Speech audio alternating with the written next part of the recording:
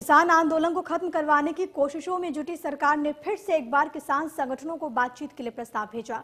गृह मंत्री अमित शाह और केंद्रीय कृषि मंत्री नरेंद्र सिंह तोमर के बीच बैठक के बाद किसान संगठनों को प्रस्ताव भेजा गया, लेकिन किसान संगठनों ने साफ कर दिया कि बिना तीनों कृषि बिल को वापस लिए कोई समझौता नहीं होगा।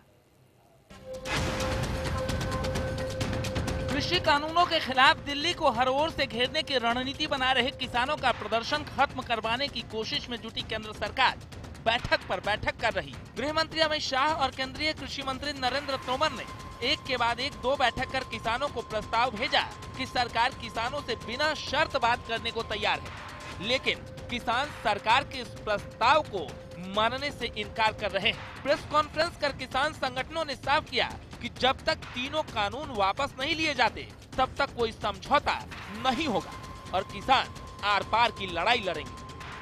अभी जो स्थिति है उसमें यानी हमारे सारे लोगों को ने भी अभी जो बोल रहे हैं वहाँ नीचे से भी ये विश्वास मिला है कि हम जहाँ हैं वहाँ ही डटे रहेंगे, वहाँ डटे नहीं रहेंगे।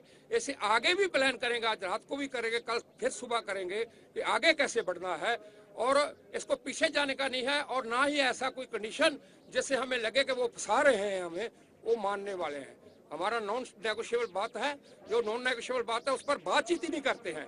सगों मन में जो बात साल से हम सुन रहे हैं मोदी साहब, सारे देश के किसान आज 4 दिन से देश के किसान अपने मन की बात मोदी जी को सुनाने आए हैं। तो हमने जो मोदी जी को बोला है कि किसानों के मन की बात सुनो, वरना आपको बहुत महंगा पड़ेगा और इसका जो सबक आपको मिलेगा, आप और आपकी पार्टी और ये रूलिंग पार्टी और भारत सरकार को हमेशा हमेशा याद रहेगा। इसके लिए हमारे किसान आर पार की लड़ाई लड़ने के लिए आए। दरअसल गृह मंत्री अमित शाह ने पहले किसानों को बुराड़ी ग्राउंड में जाने की अपील करते हुए ये कहा था कि किसान जैसे ही निर्धारित स्थान पर जाएंगे अगले ही दिन सरकार उनसे बातचीत करेगी, लेकिन किसानों ने इस प्रस्ताव को सिरे से खारिज कर दिया था और दिल्ली के बॉर्डर पर ही डेरा जमा लिया और ऐलान कर दिया कि अगर सरकार बिना शर्त के उनकी बातें नहीं मानती तो किसान दिल्ली को पांचों ओर से जाम कर देंगे। इसके बाद दूसरे प्रस्ताव को भी किसानों ने खारिज कर दिया है। ऐसे में अभी जो स्थिति है उसके हिसाब से 3 बॉर्डर सिंधु, गाजीपुर और टीकरी सील है, जबकि फरीदाबाद से लगते बदरपुर और गुरुग्राम बॉर्डर से यातायात जारी है। हालांकि गुरुग्राम बॉर्डर पर दिल्ली पुलिस पूरी तरह से तैयार दिखाई दे रही है, क्योंकि किसान अपनी अगली रणनीति बनाने की तैयारी में है। कृषि अध्यादेश को लेकर जहां किसान प्रोटेस्ट कर रहे हैं तो दूसरी तरफ तमाम दिल्ली के बॉर्डर्स की तरफ लगातार किसान कूच कर रहे हैं और चाहे सिंधु बॉर्डर हो वहां भी पूरी तरह से किसान डटे हुए हैं और इसी को लेकर तमाम दिल्ली बॉर्डर्स पर सुरक्षा बढ़ाई गई।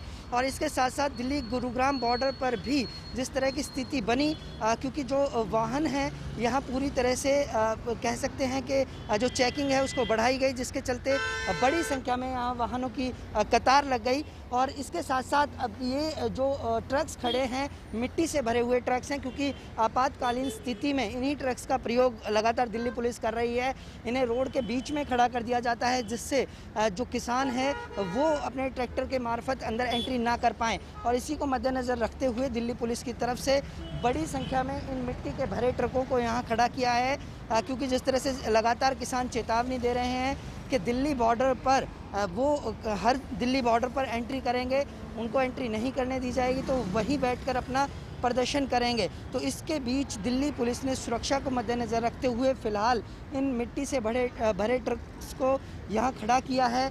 बाकायदा जेसीबी भी लाई गई है, बड़ी संख्या में यहाँ बैरिकेड्स लाए गए हैं कि किसी भी सूरत में यदि किसान यहाँ से एंट्री करेंगे तो उनको यहाँ से अंदर जाने से रोका जा सके। फिलहाल परिस्थितियों के बीच जिस तरह की कोशिश है, दिल्ली पुलिस का यही कहना है कि सुरक्षा को मद्देनज़र रखते हुए किसी तरह से यहाँ किसानों को अंदर एंट्री नहीं करने दी जाएगी। इसके साथ एक और किसान आंदोलन से हटने को तैयार नहीं है तो दूसरी ओर इस पर सियासत का सैलाब भी उमड़ा हुआ है।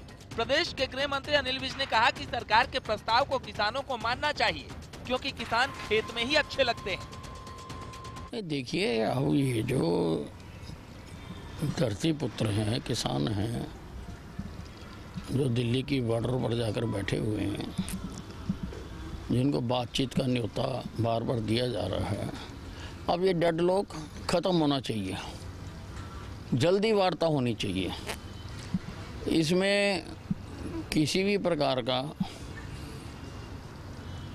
प्रेस्टीज का इशू नहीं बनाना चाहिए और बातचीत होनी चाहिए। धरती पुत्र खेत में काम करता हुआ ही अच्छा लगता है।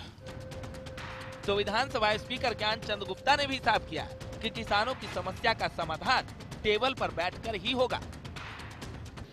समस्या का समाधान डायलॉग है। अगर कोई व्यक्ति, किसी व्यक्ति ने, किसी मुख्यमंत्री ने डायलॉग करने का प्रयास किया है तो डायलॉग तो होना चाहिए। डायलॉग तोड़ करके समस्या का समाधान नहीं हो सकता, क्योंकि हमारी समस्याएं एक दूसरे से मिली हुई हैं, एक जैसी ही समस्याएं हैं। उन समस्या का समाधान आपस में पड़ोसी राज्य जो है वो मिलकर के कर सकते हैं। उधर कांग्रेस प्रदेशाध्यक्ष कुमारी सैलजा ने किसानों को समर्थन देते हुए लोगों से अपील की है कि वो किसानों का हर संभव मदद करें।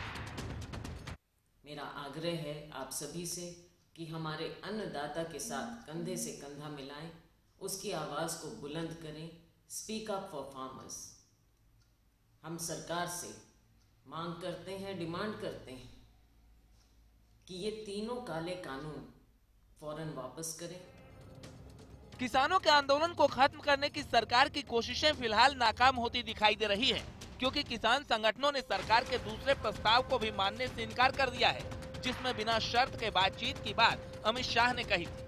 अब किसान संगठन का कहना है कि बीजेपी के पास मुख में राम बगल में छुरी वाली बात है, क्योंकि किसान संगठन जिन मुद्दों पर बात करना चाहते हैं सरकार ऐसा नहीं कर रही। अब देखना है कि सरकार किसानों के सामने झुकती है या फिर किसानों का आंदोलन कुछ और रंग दिखाता है। Bureau report, India news, Haryana.